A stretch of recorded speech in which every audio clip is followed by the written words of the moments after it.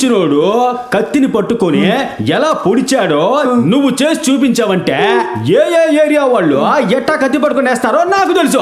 ఆ తీరును బట్టి ఆడెవడ కనిపెట్టేస్తా. Super idea. నువ్వు రారా, ఆడికి ఎదురుగా నుంచో, కత్తి ఆడి చేతికి ఆడక్కడ పొడిచాడే అదేలాగా ఇక్కడ చేసి చూపించాలా. అర్థమైందా?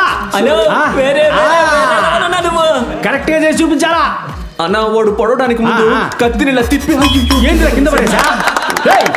కత్తిని సరిగ్గా పట్టుకోరా. చిన్నపిల్లలు ఆడుకుంటా ఉంటే నీకేంటే?